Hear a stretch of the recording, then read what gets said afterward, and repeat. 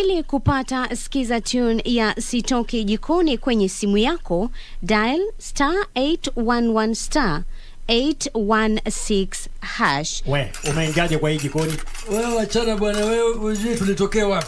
Acha hata wewe toka hapa. Wacha upuzi yako hiyo. Toka nje bwana. Hii jikoni niko hapa ndani. Na nitakaa hapa and make decision. Wacha maneno yako bwana, toka nje bwana. Wewe unajua tulijenga hapa watu wawili hii jikoni. Wewe kwa wakati nilikuwa naandikishana contract ya kufanya kazi kwa hii jikoni. Wewe toka bwana, wacha kupata skiza tune hiyo ya Sitoki Jikoni, dial *811 *816#.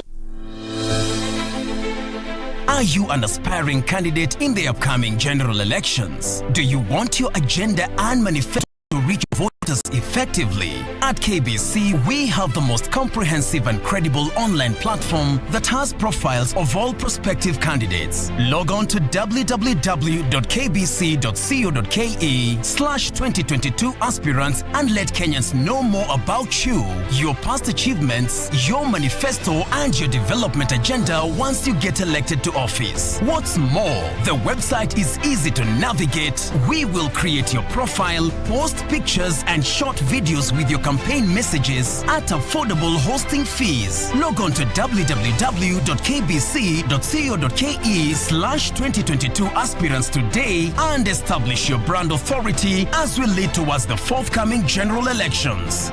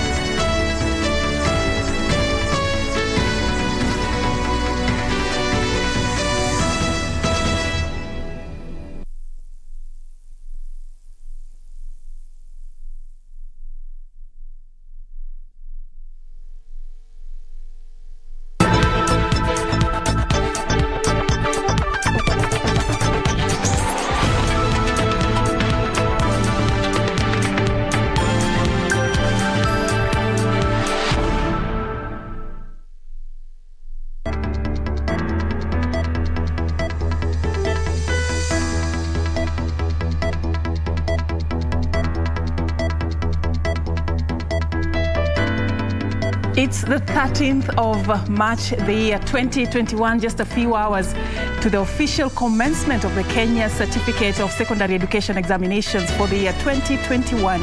Over 800,000 candidates are going to be sitting these particular examinations.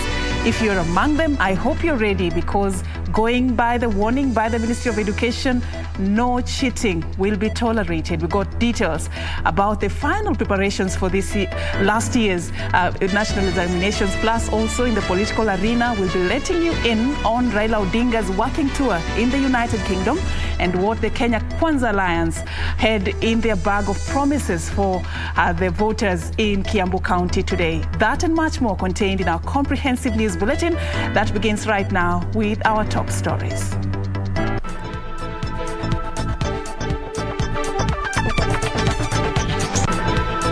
Ready and set, over 800,000 candidates to begin KCSE theory examinations.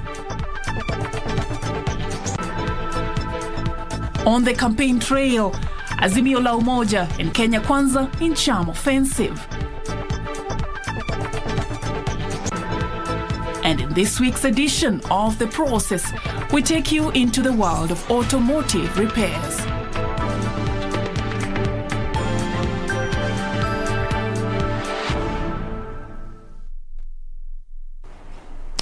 Once again, welcome to the broadcast. My name is Serfine Achieng. John Jacob Curia is away on assignment, but you're doing this together with our sign language interpreter tonight, Byron Abuli. We begin straight away with our top story. Over 800,000 students are set to begin their 2021 KCSE theory examinations on Monday 14th until April 1st, the year 2022. The examination will be administered in 10,413 centers. Will also see candidates sit for the English paper 1 and chemistry paper 1 tomorrow.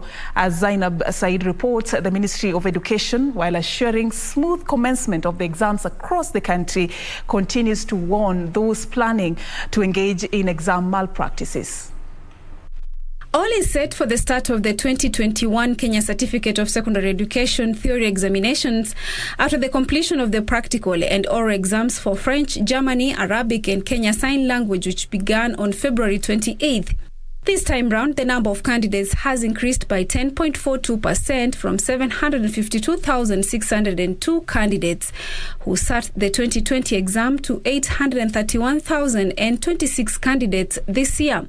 The containers carrying the examination will be open at 6 a.m. at the 483 distribution centers, with the administering of the exams expected to start at 8 a.m. across all the 10,413 centers countrywide. The Ministry of Education, led by Cabinet Secretary Professor George Magoha, says measures are in place to ensure integrity of the examination is upheld. The examination has not leaked, so we are fully in control. We are going to use over 200,000 teachers and over 45,000 security agents. The exams are already in the container, and even though the cartels are very active, especially in Telegram, they are getting nothing. 2022 will see the Kenya National Examination Council administer 2 national examinations. The 2022 Kenya Certificate of Primary Education is expected to run between November 28th and December 1st, while the Kenya Certificate of Secondary Education will be done from December 1st to December 23rd, alongside final assessment for the pioneer class of the new curriculum, who will be completing grade 6. For Sunday Express, I'm Zainab Said. Thank you, Zainab Said, for that report. Like we always do right here on KBC Channel 1, we wish all the candidates all the very best as they are set to begin their theory exams tomorrow. In case you have anyone who is sitting for these specific examinations, you can send in their names and the name of their school, and we'll be helping you wish them the very best before the tail end of this bulletin. Now, moving into the world of politics, Deputy President William Ruto has accused President Uhuru Kenyatta of frustrating him the last 4 years so he could disown the promise of handing over government to him. Ruto claims that the installation of Raila Odinga as the Azimio la Umoja flag bearer was testament enough that the endgame was for the handshake and the BBI to be used to manage this year's succession politics. Ruto and his Kenya Kwanza Alliance team received a boost after former Kiambu Governor William Kabogo, Gatundu South Member of Parliament Moses Kuria, and Kiambu Senator Kimani Wamatangi joined the coalition. John Jacob Curia was on Kenya Kwanza's campaign trail and filed the following report. The Kenya Kwanza team was in its second day of a vote hunt in the Mount Kenya region. The team on Sunday landed in Kiambu, President Uhuru Kenyatta's home county. The team beginning their tour with a booster to their campaigns following the joining of Gatundu MP Moses Kuria of Chama cha Kazi, former Kiambu Governor William Kabogo of Tujibebe Party, and Kiambu Senator Kimani Wamatangi to the coalition. Serikali iko hapa na tutawashinda saa 2. Hebu fanyeni saa 2. Saa 2 tutawashinda. Mimi niliambia Chief Hassan mwaka hili imepita. Nikamwambia ndugu yangu chunga iko hatari. Usimame kiti kwa sababu umeambiliwa. Nenda ukatafute. Sasa mahali tunapoenda, mimi niko na wazi ya kwamba kazi ya UDA itang'ara. With the president having made it clear that his choice for successor is ODM leader Raila Odinga, Deputy President William Ruto led the Kenya Kwanza team in accusing the president of spending the last 4 years frustrating him so as to disown the promise to support him. Sisi tumeona yale umetufanya, lakini kwa sababu sisi ni wacha Mungu. Sisi tumekusamehe. Sisi rais tumekusamehe na tumekuachia Mungu. I sympathize with some of my very close friends, but choices have consequences. Every choice you make, there are consequences waiting for you. The team says President Kenyatta had resorted to frustrating his former allies despite supporting his presidency. Sisi ambao unatuangaisha, sisi ambao unatutesa, sisi ambao unatuita majina, sijui takataka, sijui wezi. My friend, sisi ndio tulitembea na wewe Kenya mzima, tukapiga magoti. The Kenya Kwanza team further alleged that the government had resorted to weaponizing investigative agencies and the taxman to frustrate genuine businesses. Mwezi wa 9 tukichukua serikali, we want a judicial commission of inquiry to inquire into the activities of KRA, how their authority was turned from a body of collecting revenue to a tool to intimidate people politically. I want to tell you, Mr. President, the EACC, the DCI, and the KRA were weaponized against ordinary Kenyans, against businesses, and against leaders in this country. The team claims it has the right credentials to set the country on an economic recovery and maintain Kenya's diplomatic standing. I want to make it very clear and to discount that those rumors have now been quashed because the people of Kenya have decided that they have not seen anything wrong in the Kenya Kwanza leadership, including William Ruto, and therefore the international community has nothing to fear about Kenya Kwanza. With Moses Kuria's Chama cha Kazi and Kabogo's Tujibebe joining the Kenya Kwanza alliance, and with other parties expected to join the coalition, the group hopes to consolidate its numbers and lock out Mount Kenya region from possible infiltration by the Azimio la Umoja coalition. John Jacob Kuria, Sunday Express. All right, thank you for that report. Now, staying on matters politics, Azimio la Umoja presidential flag bearer Raila Odinga has called for peaceful coexistence and political tolerance ahead of the August 9th general election. Odinga, who spoke after a church service in Nairobi, noted that Kenya is not ready to gamble with the peace of the country as the country continues to he also continues to urge the political class to desist from propagating divisive politics.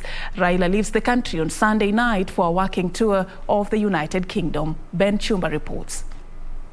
Azimio la Umoja presidential flag bearer Raila Odinga joined the congregation at the All Saints Cathedral Church in Nairobi for Sunday service. The former Prime Minister asked Kenyans to build a culture of tolerance. We want to ensure that this country remains peaceful. So we are praying to the Lord that our people should remain peaceful, irrespective of our political differences. We should not hate each other. Accompanied by leaders affiliated to the Azimio la Umoja, the former Prime Minister urged political leaders to exercise restraint and embrace peaceful coexistence as the August general election draws closer. We should conduct ourselves in a mature way because we are trying to ensure that our democracy matures, that you can be opponents but you're not enemies. And just a day after endorsing Raila Odinga as Azimio la Umoja presidential flag bearer, Wiper Democratic Movement leader Kalonzo Musyoka says the Azimio Oka coalition agreement signed on Saturday at the KICC will have the final. What was signed was Azimio Oka coalition and the Political Parties Amendment Act, which now made it possible to form Azimio Oka, not Azimio.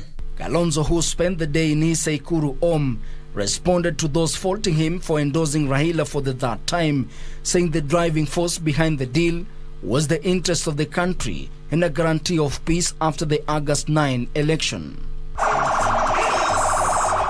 In Bungoma, leaders from Democratic Action Party Kenya DAPK drummed up support for Azimio la Umoja presidential flag bearer Raila Odinga. Tumona Rais wa Jamhuri ya Kenya Bwana Uhuru Kenyatta akihand over battle ya leadership to Raila Amolo Odinga.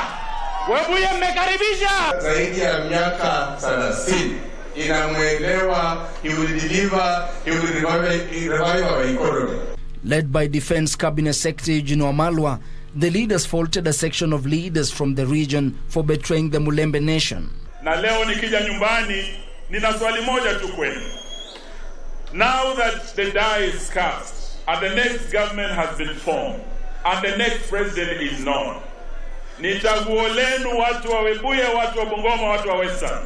Munataka muwe ndani ya serikali ya Azimio ama muwe kwa upinzani? Meanwhile, Azimio la Umoja coalition flag bearer Raila Odinga is set to leave the country Sunday night for a week-long working tour of the United Kingdom. In London, Raila will, among other engagements, meet with the UK Minister of Armed Forces James Hippie, hold talks with UK Prime Minister's trade envoy to Kenya Theo Clark, and give a lecture at the Reverend Chatham House. In the itinerary, the former Prime Minister is also scheduled to meet the Archbishop of Canterbury, Justin Welby, and Kenyans living in the United Kingdom.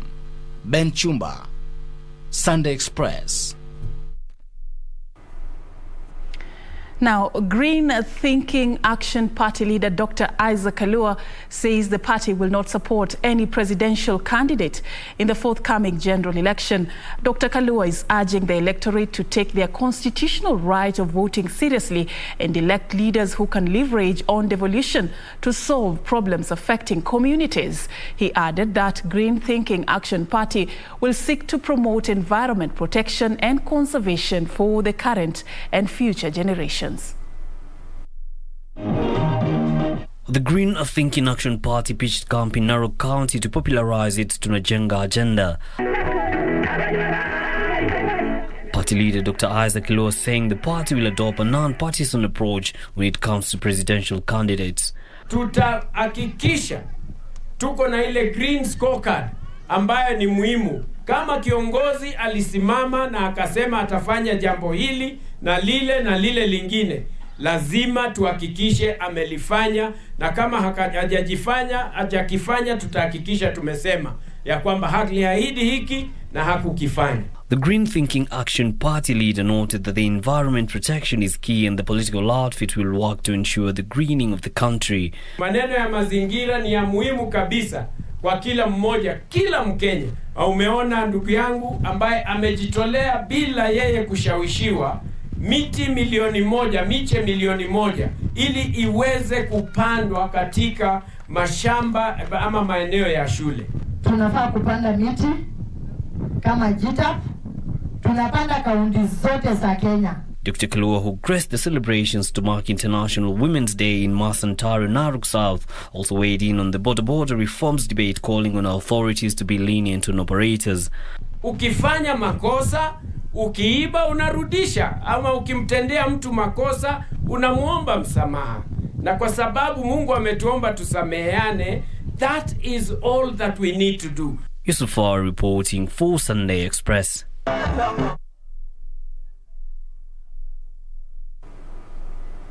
Now, Mvita Member of Parliament Abdul Swamad Nasir has denied inciting his supporters to violence against his political rivals in the Mombasa gubernatorial race. Speaking exclusively to KBC Channel 1, the lawmaker has instead accused his rivals of running a smear campaign aimed at vilifying him and his support base. Abdul Swamad insists that his campaign is grounded on the principles of peace and cohesion. Raila ni mtu ana huruma, anapenda watu, anapenda umoja. The political rivalry between Mvita Member of Parliament Abdul Swamad Nasir and businessman Suleiman Shakbal almost overshadowed an Azimio la Umoja rally at the Tononoka grounds 3 weeks ago.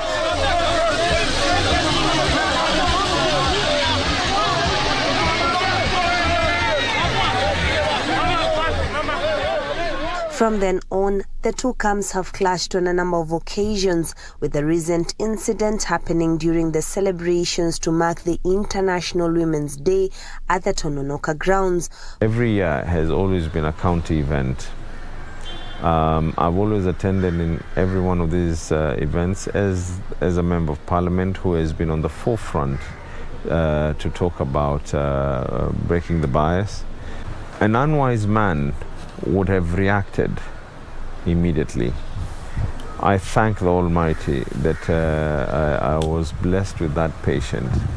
The patience was only caused by one thing. I was only patient by virtue of realizing that if I do anything, I can cause an even larger stampede. For Abdul Swamad, the chaos being witnessed is the creation of his political nemesis, whom he accuses of using the youth for selfish gains. You don't go to someone's event and then you have multiple sound, you're trying to compete. I'll tell you what they should have done. If they wanted to do something just for themselves, then they should have done the honorable thing by saying that we're celebrating the International Women's Day by holding our event concurrently. No one would have stopped it. But there's no need for you to go and start booing people. But what might be the cause of this bitter rivalry? I think it's a bit insulting if someone says that they've invested financially in our party, because our party is not for sale. When you come into someone's house and you're only there by virtue of you wishing to marry, you don't start demanding where the carpet should be. You earn your place in that family. Biggest political investment is loyalty. Abdul Swamad and Suleiman Shahbal are expected to go head-to-head in the ODM primaries to determine who will fly the party's flag in the gubernatorial race. At times you can actually say that it was not my doing. I never asked these people to do such a thing. But when you don't talk against it, but to the contrary, you actually advocate for it, don't blame them for doing that. But I'm asking for everyone to be patient. Where we've come from is far. Our destination is nearer than where we actually started. The Mvita lawmaker is also fighting claims that he is being fronted by Governor Hassan Joho and that he does not possess requisite academic documents needed for the office. They are not IABC. And I think it is important for them not to start concentrating too much on me. Concentrate on yourselves. They will try extra hard to try and fight me. I know that. You're not going to shine brighter by trying to diminish me. His final piece of advice: nominations will come and go, elections will come and go. God forbid, what happens when someone loses his life? Security apparatus needs to be a bit awake on these matters. Juni Karisa Mbele from Mombasa County. All right, peace and tolerance, that is what is being preached there. Great reporting there by Junaika Risa from the coastal region. And that report takes us to our first break on Sunday Express tonight. Remember, we are receiving messages of wishing candidates of the Kenya Certificate of Secondary Education Examinations kick-starting tomorrow, and we will be wishing them right here on KBC Channel 1. Stanley Mbugua from Narok, you say, wish all the candidates from Ndundu High School, Gatundu, all the very best. That is your former high school. Thank you for that. Also, we are wishing Alice Sharon Adhiambo Achieng, a candidate in St. Albert Ulanda Girls High School, all the very best. And of course, also Amos Kipchumba Maio watching from Kisumu County. You'd like to wish all the candidates of Liberty Girls High School in Eldoret all the very best. Keep the messages coming. All we do here is to wish them all the very best as we take a very short break right now.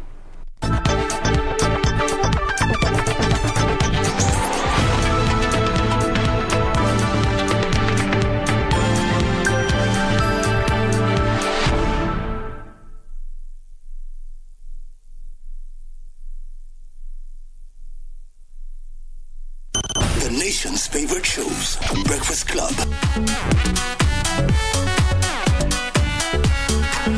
Sundowner.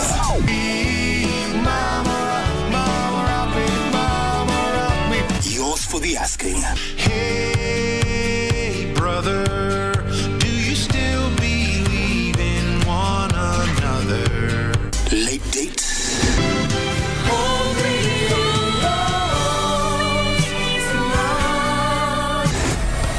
KBC English Service. KBC English Service.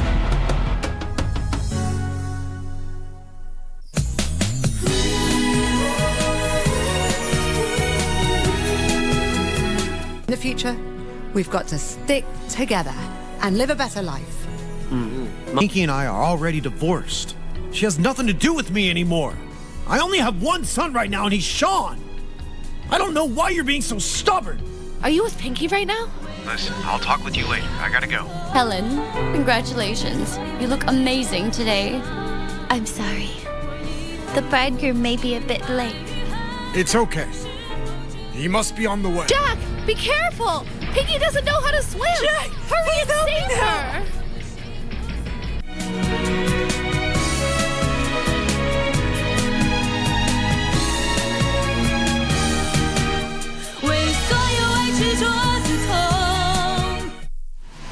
Log on to the KBC website at www.kbc.co.ke to get the latest breaking news, entertainment, sports, politics, lifestyle or business trends from Kenya and around the world. Never miss new episodes from your favorite TV shows, reruns and movies. Just stream online or watch live on your YouTube channel at KBC Channel 1 TV shows. For the day's biggest stories, trustworthy news and family entertainment, log on to KBC Channel 1. Watch what you want anytime, anywhere.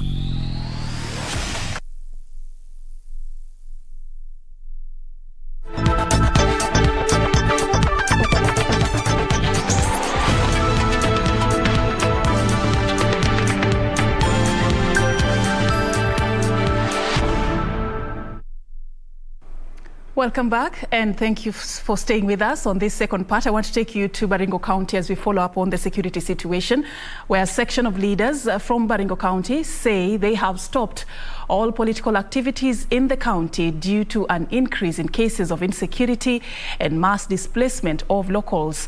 The leaders say the prevailing situation has disrupted peace, making it unrealistic to seek votes when citizens are suffering. The prevailing security situation in Baringo County is forcing some leaders to suspend their public political engagements. The leaders say it is insensitive to hunt for votes when peace is elusive. Toka leo na kwenda mbele mpaka Ijumaa hii tumesitisha na kuacha mambo ya campaign mpaka tukutane Ijumaa ili tupate kuongea pamoja kuhusu mambo ya security yetu katika sehemu yetu. The government recently deployed National Police Reservists to the region to help deal with runaway banditry. It is dire. Like in Chemorongion village, we have a village that has been confined to less than 2 kilometers square. They can't move this way, they can't move downstream, they can't move upward. Sheria ya nchi inalinda maisha na mali ya watu. Sisi tumepoteza location 3. Tumepoteza watu 278 na inaongezeka. Hakuna huruma kwa hao watu ambao wanaenda maisha yao. We have thrown aside our political differences to come and appeal to the international community, to Kenyans, to those people of goodwill, to even intercede for this county. We are not talking about development anymore. We are talking about preservation of life. Meanwhile, residents of Kisii town are in shock following the discovery of the body of a middle-aged woman dumped near a hotel a few meters from Kisii Central Police Station. According to the police report, the unidentified body had deep cuts on the neck and signs of sexual assault. It is an incident that has sparked public outcry, with gender activists calling for speedy investigations to unearth the perpetrators of the heinous act. When this was happening, does it mean that the entire Kisii, everybody was asleep, including the police, when you walikuwa on patrol? Masuala ya wanawake si masuala ya wanawake peke yake, hata wanaume tuungane sote pamoja ili tufanye hii shughuli kwa umoja na iwe na matokeo tofauti. What they did was just beyond human explanation. And I want to call upon our police officers to do a thorough investigation so that they get to the deep root of this incident. Nancy Okwari, Sunday Express.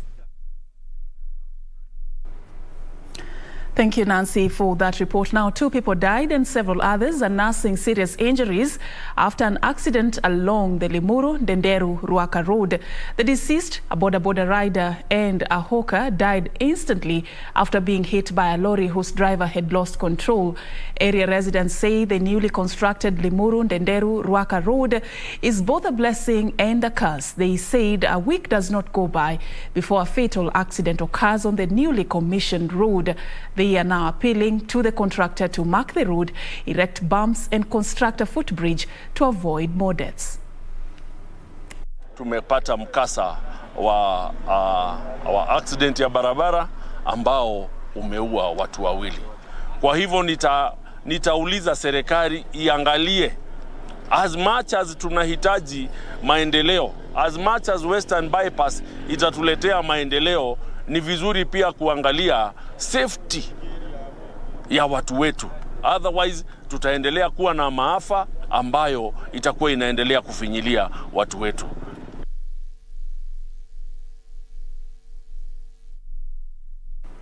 Now back to the COVID-19 situation. The COVID-19 positivity rate in the country remains below 1% at 0.2% after 12 people tested positive for the virus in the last 24 hours. The cases are from a sample size of 5,600.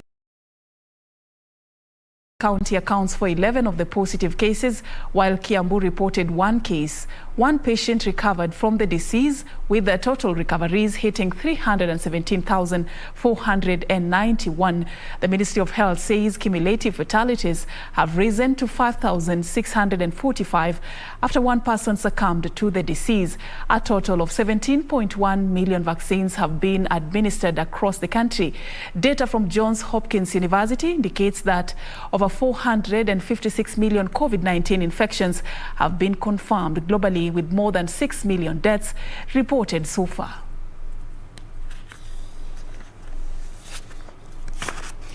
Now let's move this forward. The auto repair sector is a crucial industry that has seen many a damaged vehicle restored to almost brand new.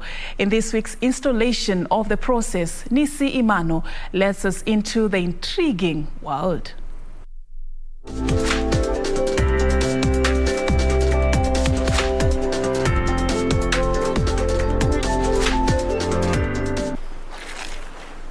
To fully understand the automotive repair process, let's go into one of the garages that deals with restoring damaged cars. When the gates open to a client, the car is immediately booked and documented. In this stage, the mechanic also inspects the vehicle to assess the damage. We inspect the vehicle, we write everything the client wants us to do. After that, we begin the process. Step 2 is the disassembly or the tearing down of parts to prepare the vehicle for repair. When I say stripping the car, we first remove the number plates. After removing the number plates, we remove the headlights, the bumpers.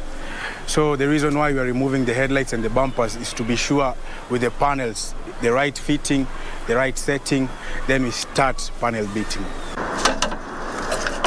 Next comes the sanding before the paintwork begins. We use sandpapers, and the sandpapers are fine sandpapers, but they have different grades with different levels. Paint preparation is a very important step in the process. During this step, the paint specialist prepares the paint to ensure the highest quality finished product.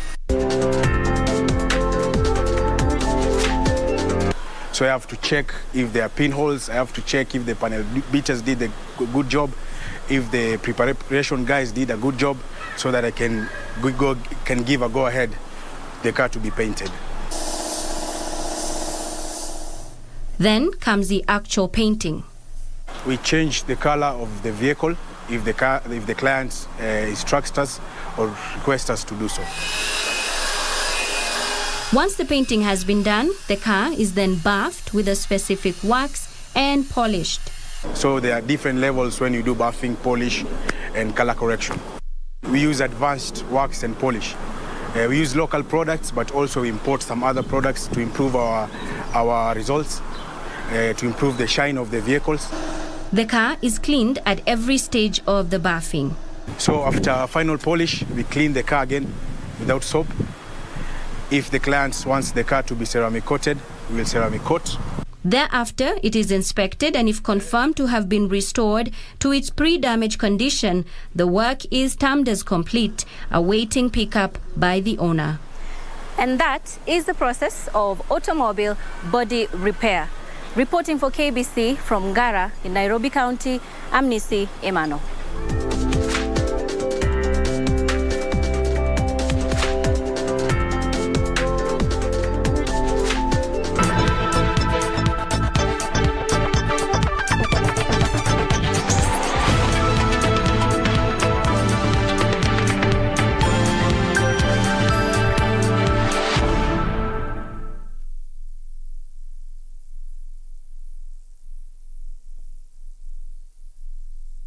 Public Service Commission, in collaboration with Emerging Public Leaders USA and Emerging Leaders Foundation Africa, will officially inaugurate the first cohort of the Public Service Emerging Leaders Fellowship Program at KICC Nairobi on Tuesday, 15th March 2022. This ceremony will be brought to you live by KBC Channel 1 Television beginning at 11 a.m. Do you have a news story to share with KBC? Get in touch swiftly on email news@kbc.co.ke or call 0723 892 654 or 0734 780 124.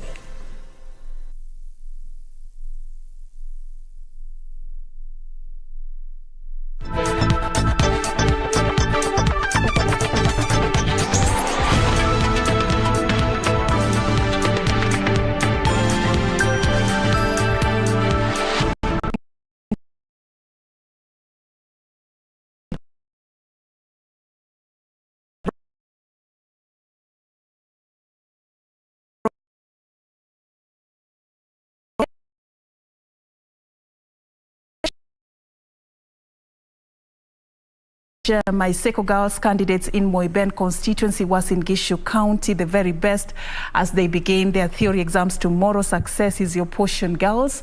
And Honorable Xavier Wanyonyi from Migori County, you say, I wish AC Butonge Boys High School all the best, my former high school. I'll be sampling more of your messages as we continue in the course of this particular broadcast. Also, let me appreciate Robai Miheso. You're watching us from right here in Nairobi with your son Alvin and Elion. We appreciate your time. Keep them coming. We will be sampling more as we continue. Now, moving this forward, navigating parenthood is not easy. It often comes with its fair share of challenges. Parents taking care of children living with disability have a bigger challenge. 25-year-old Margaret Wanjiru from Kinamba village in Naivasha sub-county is a mother of two boys who both suffer from cerebral palsy. Deserted by her husband and left to fend for her boys alone, her life has been nothing short of challenging. Beatrice Gatonye shares her story. 25-year-old Margaret Wanjiru has not known any bliss in motherhood. Her son Ian Njoroge, born 7 years ago, was born like any other child. But at 6 months, his parents noticed something was not right. Mmoja wa kwanza ajiwezi atembeangi, wa pili niko na yeye, watatu ni mapacha, mmoja atembe asimamishi miguu. At the age of 2 years, Njoroge could not speak, despite tests at the Nakuru Teaching and Referral Hospital that ruled out any medical issues. In 2020, Wanjiru was blessed with another child, a boy, but just like his elder brother, he too had a problem. He too could not walk or sit, and her mother thought he was developing rickets.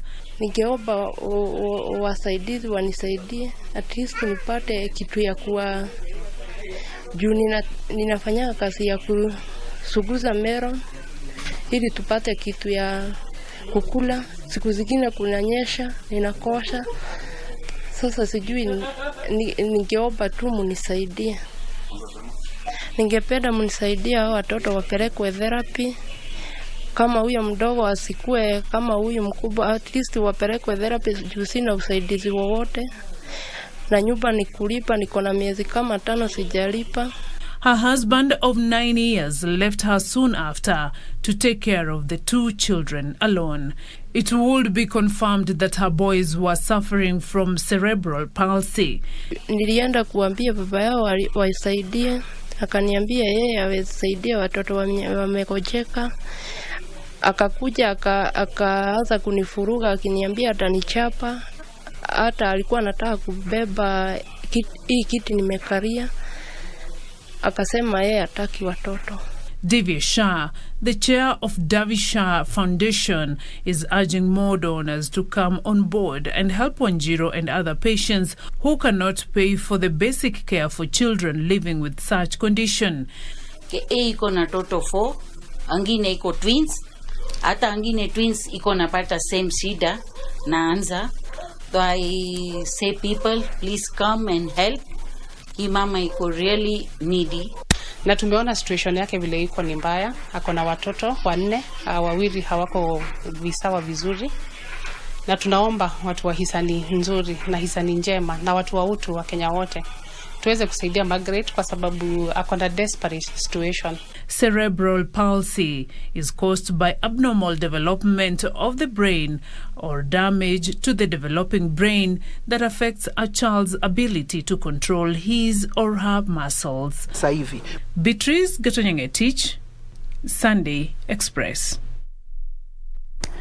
A really sad situation there, and we hope that well-wishers will reach out to that family to assist them in this particular journey. That story will be posted on our YouTube channel in case you need more details on how to reach out to this specific family. Now, taking you into the counties, residents of Migori County will soon enjoy affordable quality healthcare after the county rolled out the Universal Healthcare Program. The program, which is part of the Big Four agenda, has been rolled out across the country with the aim of making healthcare accessible to needy individuals in the society. So that while launching the program, Migori County Commissioner Meru Mwangi assured residents that priority will be given to the most vulnerable members of the community.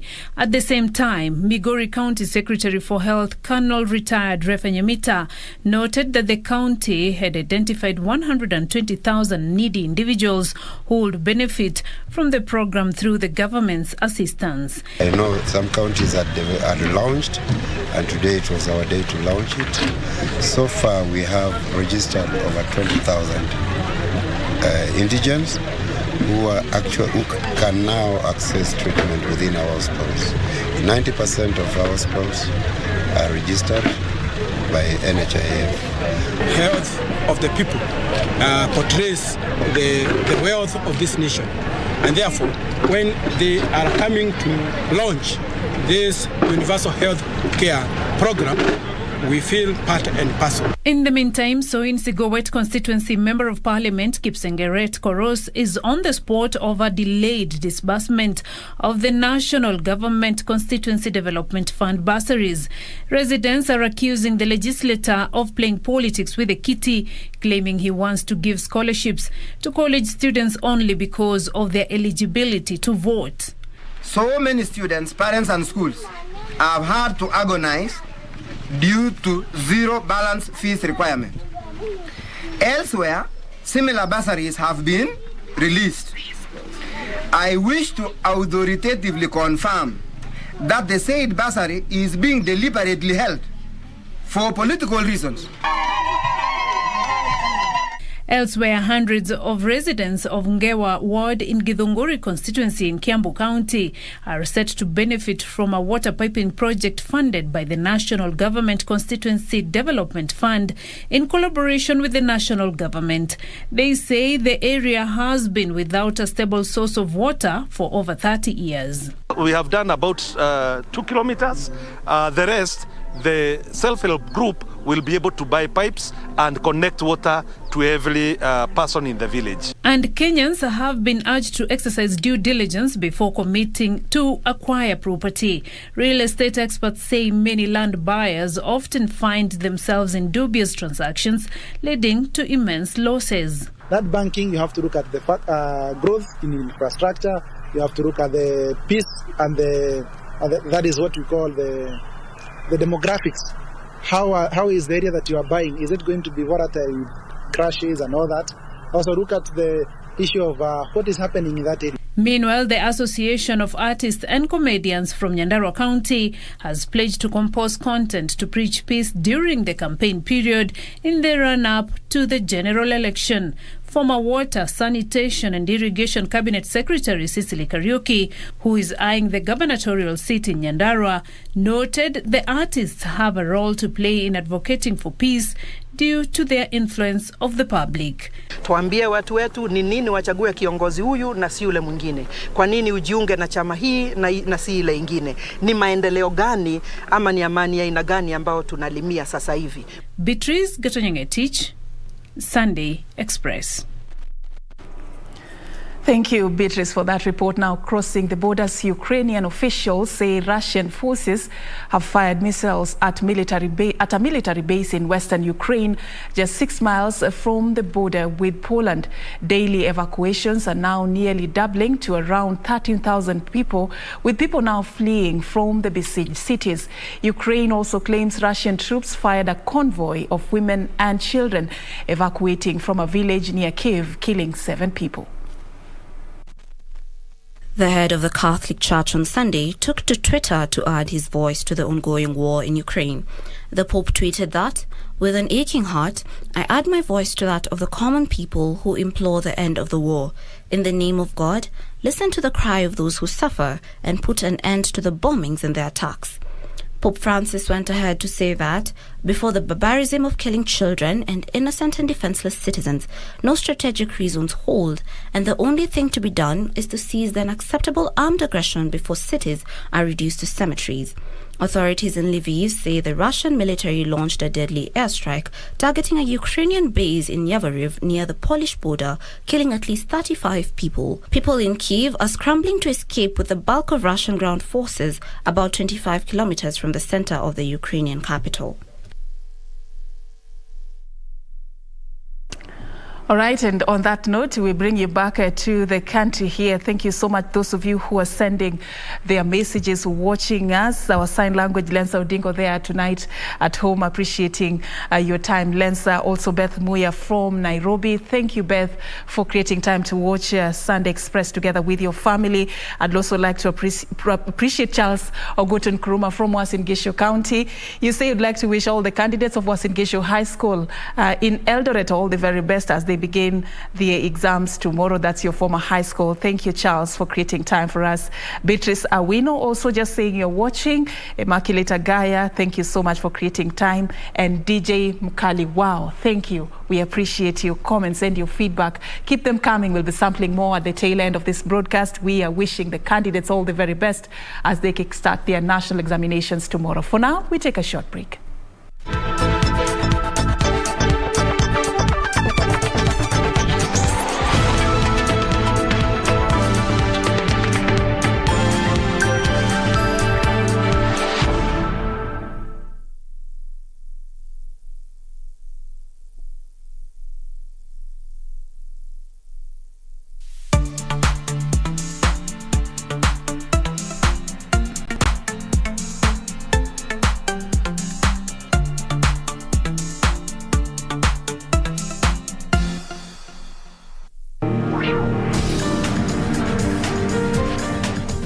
Experience a new history and setting of new records in Stark Arena from the 18th to 20th of March 2022 at the World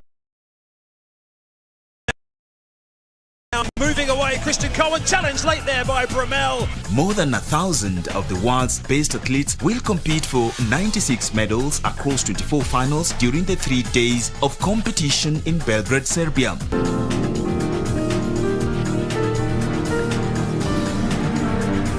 Kenya has a formidable team of 10 athletes, amongst them Africa's fastest man, Ferdinand Omanyala. It is going to be a blast, live and exclusive on KBC Channel 1. KBC Channel 1, your true sports partner.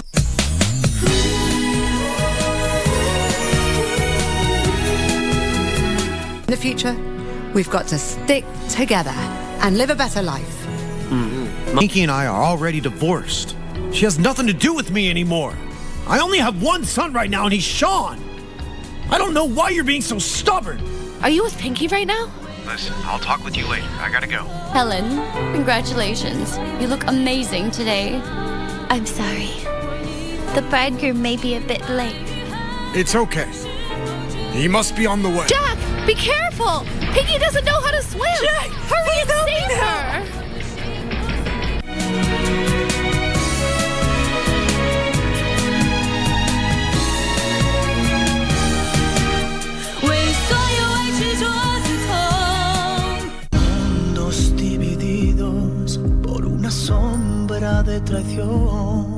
Is it true that Mariela didn't marry me because she's in love with you all this time?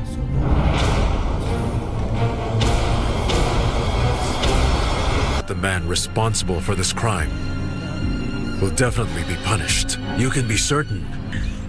You know that I need you now more than ever. I need a woman who loves me. I want you to be that woman for me. It was you! You killed her! You killed her! You're a murderer! It was you, Demian! Lying heart.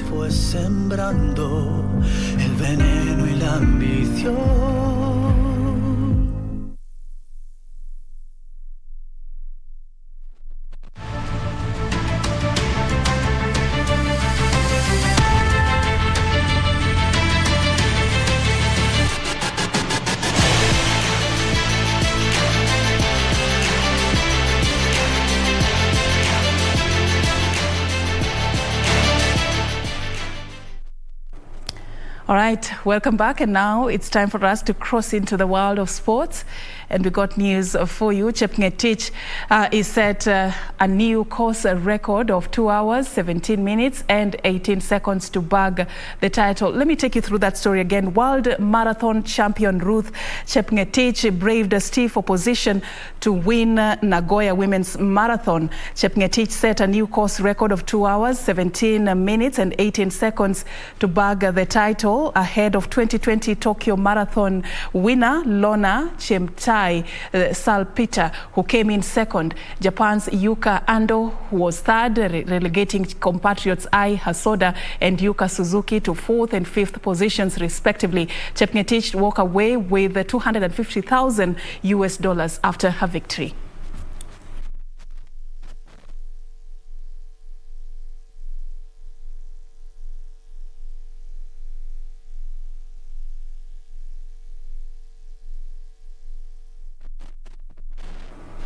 Now moving on, Kakamega Homeboys' hopes of extending the gap between them and second place Tusker got a hit after a 2-1 defeat to Bandari FC in Mombasa.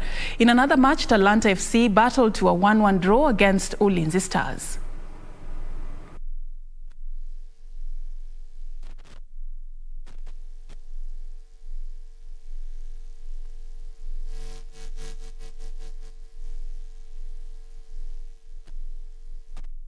And Hindra Swim Club and McKinney School bagged a lion's share of the medals on day 2 as the curtains came down on NCAA County Swimming Gala held at Kasarani Stadium, Nairobi.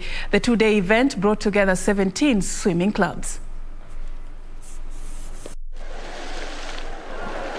In the highly contested gala held at the Kasarani Stadium, Sarah Mawira emerged victorious in the 1500 meters freestyle. In the 50 LC meter breaststroke, Neo Olengo took 40.84 seconds to win 10 to 11 years category ahead of Jeremy Kongo and Joel Nyakundi, who settled for the second and third positions respectively. Nathan Matimo produced masterclass performance in the 12 to 13 years 50 meters breaststroke after clocking 39.55 seconds to emerge victorious ahead of Victor Okech and Frank Nyingi, who completed the podium dash. The race went well.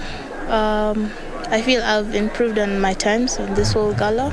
Well, I've been swimming for 8 years and I've won quite a few medals throughout the years. All I'll say is to train hard and also learn to train and believe in yourself and trust God. I didn't expect to win, but the main reason is to come and improve your times, which I did in most of my events. The competition was really good, really tough. Swimming is fun and you should just believe in yourself. Even if you lose, you just continue and one day you can win. The competition saw more than 500 young swimmers participate, with the winners high in a slot to the Kana events. The meet will also be used to select a team to this year's Commonwealth Games. For Sunday Express, I'm Daniel Mwendwa. Now, moving this forward, national men's volleyball team left attacker Dennis Omolo has joined Maji Sports Club in Oman. Omolo was part of the national team that made history after they stunned Egypt by 3-2 during the African Nations Volleyball Championship in Rwanda last year. Omolo joins a growing list of Kenyan players who have turned professional.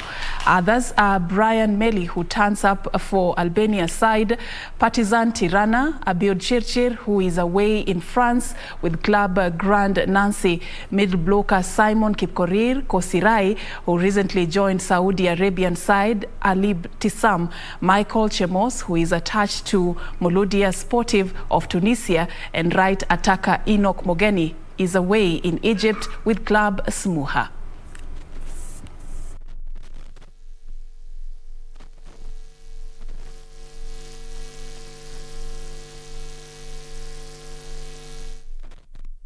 Now into the world of golf, Mombasa lawyer Divina Ongaki posted 46 table Ford points to emerge the overall winner of the 2022 charity golf tournament played at the Par 71 Nyali Golf and Country Club course in Mombasa County. Elsewhere, Zain Manji, who won the third leg of Safaricom Golf Tour after returning 41 stable Ford points at Muthaiga Golf Club. Playing off handicap 40, Ongaki beat a team of 184 golfers in the day-long 18-holes tournament organized by Friends of Akan Academy Mombasa under the Talent Identification Program. Handicap 22, Oliver Kabure, was the main winner on account of a score of 43 points. Handicap 25, Tom Soigua, was placed second, while Handicap 45, Kuyam Shiraz, was third on 41 points. Mary Kandu, playing off handicap 13, survived a countback to win the ladies' prize on 38 points. The talent identification program is to help us to give high quality education to young people from the coastal region who cannot afford excellent education, and the program finances their studies for 7 years and gives them access to high quality universities when they graduate from the academy. Every hole is a sponsor. Some of them are 250,000 shillings a hole, others are 500,000 shillings a hole. They've all been taken. On top of this, there are other institutions and organizations which have given outright donations. Elsewhere, Zain Manji won the third leg of Safaricom Golf Tour after returning 41 Stableford points at Muthaiga Golf Club. Playing off handicap 19, Manji returned a total of 19 Stableford points in the first 9 and 22 on the second 9 for an impressive 41 points. Manji joined Cyprian Bundi and junior golfer Leo Gitonga, winners of the first and second leg respectively. After Muthaiga, the tournament heads to Nyanza Golf Club on March 26th to 27th before proceeding to Machakos Golf Club. Now on to international sports. Cristiano Ronaldo says there are no limits for Manchester United after his hat-trick helped them beat Tottenham Hotspur. Elsewhere, Serie A leaders AC Milan continued their pursuit of the league title by beating Empoli at the San Siro.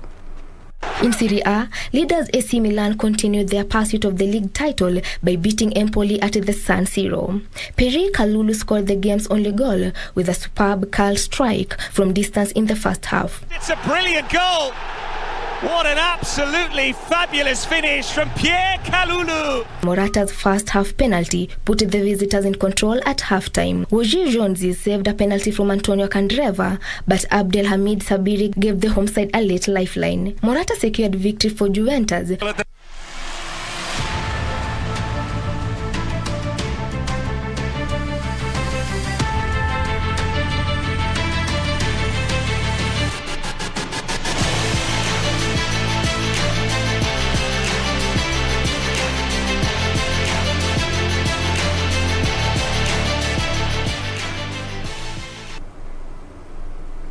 All right, thank you so much. That's how we wrap it up. But before that, I'd like to sample some of your feedback. Honorable Xavier Wanyonyi, you say the show is lit, watching from Rongo University. Thank you, Xavier.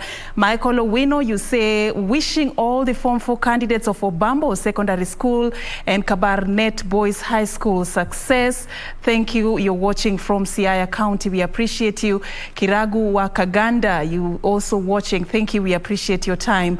And we also taking time to appreciate Mwalimu Katebes Kibet also watching, and Amos Kipchumba on Facebook. Also, let me go there and take some messages. Tiffin Otiwa Mwalimu Bora, you say Bishop Mugendi Secondary School, Raw success. I don't know whether Raw is an area or it's part of the name of the school, but thank you, Stephen Otiwa Mwalimu, for sending in that message. And of course, Mike Marangi also watching tonight.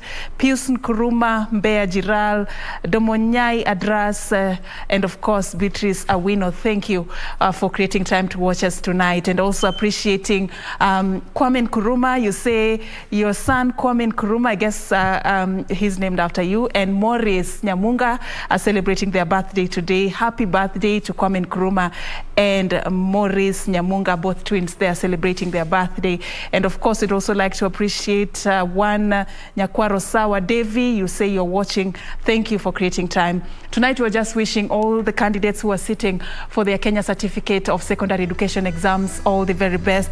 Alice Sharon Adhiambo Achieng is among the 800,000 candidates sitting for the examinations. The exam center there is St. Albert Ulanda Girls. All the very best to you, young girl, and Immaculate Agaya also there watching. We appreciate all of you for creating time to watch a Sunday Express.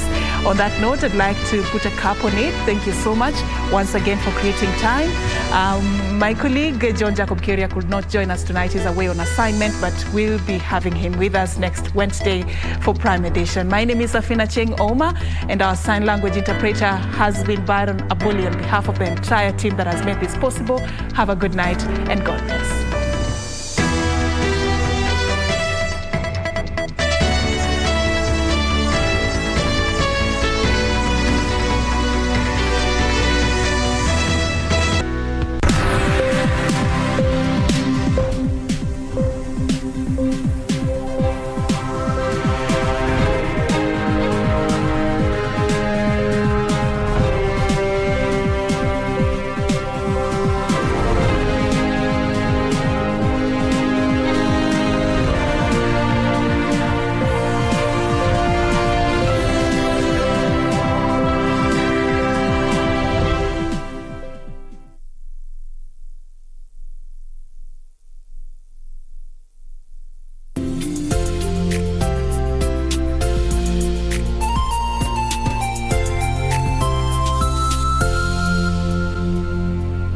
To get Romans chapter 10 as your skiza tune on your phone, dial star 811 star 962 hash.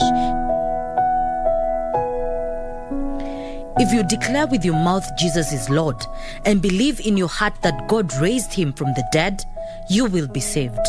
Romans chapter 10 verse 9.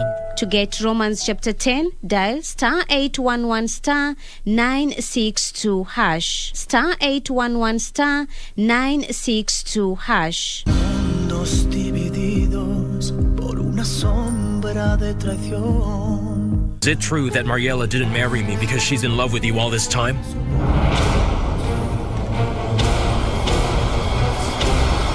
The man responsible for this crime will definitely be punished. You can be certain.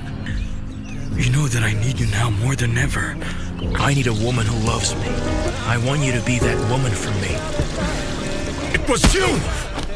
You killed her! You killed her! You're a murderer! It was you, Demian! Lying heart. Fue sembrando el veneno y la ambición.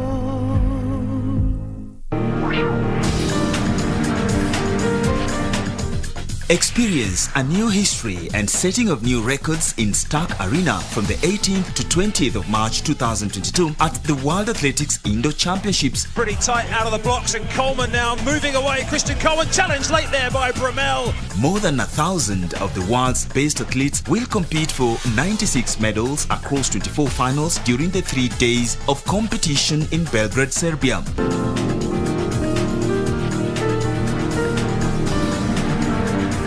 Kenya has a formidable team of 10 athletes, amongst them Africa's fastest man, Ferdinand Omanyala. It is going to be a blast, live and exclusive on KBC Channel 1. KBC Channel 1, your true sports partner.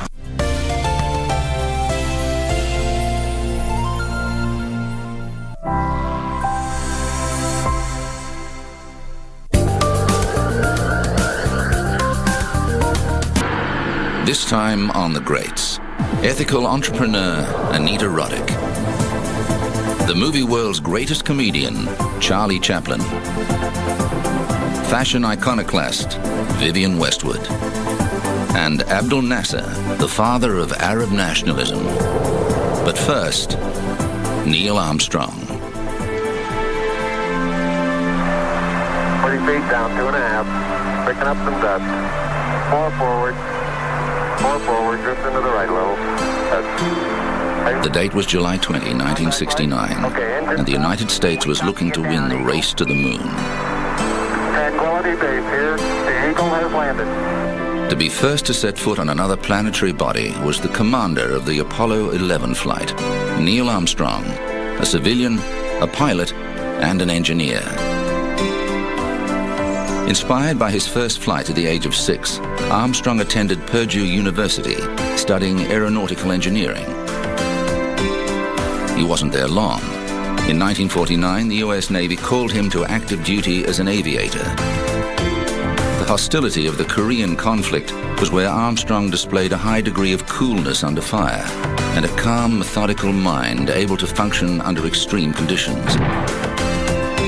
Armstrong continued to fly until 1952. With a total of 78 missions and a chest full of medals, he returned to the United States and completed his bachelor's degree in aeronautical engineering. With his love of flying and an analytical mind, he was well qualified to become a civilian test pilot at the Dryden Flight Research Center at the now famous Edwards Air Force Base. Test piloting was not known for its safe work environment, however, and Armstrong, like so many other test pilots, had several very close calls, but he still hungered to become an astronaut. Armstrong applied for the second intake of astronauts, but his application arrived late. Technically, he'd missed out, but several people at NASA who knew Armstrong well were very keen to have him on board. Somehow, his application found its way to the appropriate desk at NASA, and he went on to make a successful transition from test pilot to astronaut.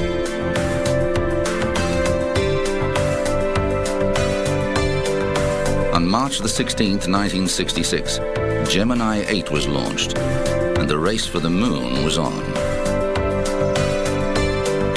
The mission went flawlessly, and Armstrong performed the first successful docking of 2 vehicles in space. But an unforeseen condition caused the combined spacecraft to spin out of control. Thanks to Armstrong's coolness under pressure, the astronauts managed to undock the vehicles, then used their re-entry thrusters to stabilize the craft.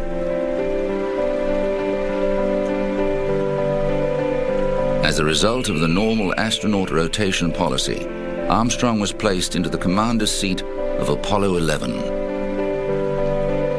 Armstrong and his 2 crewmates, Buzz Aldrin and Michael Collins, began an intense period of training. This included the lunar landing simulator called the Flying Bedstead, which looked anything but a stable machine.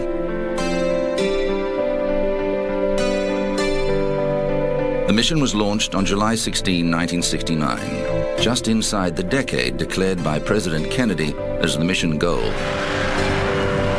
The entire flight was textbook perfect.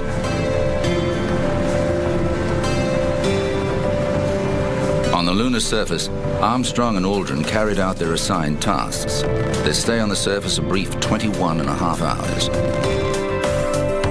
The crew of Apollo 11 returned to the Earth as conquering heroes. Armstrong participated in a grueling schedule in the ensuing years, always with an emphasis on the NASA space program. In 1991, while skiing with friends in Aspen, Colorado, he suffered a minor heart attack. Armstrong now lives quietly near Lebanon, Ohio, with his second wife. His name, a byword for adventure and exploration. Like all moon landings, the Apollo 11 mission left its mark. Armstrong's footprint on the surface of the moon. It's one small step for man, one giant leap for mankind.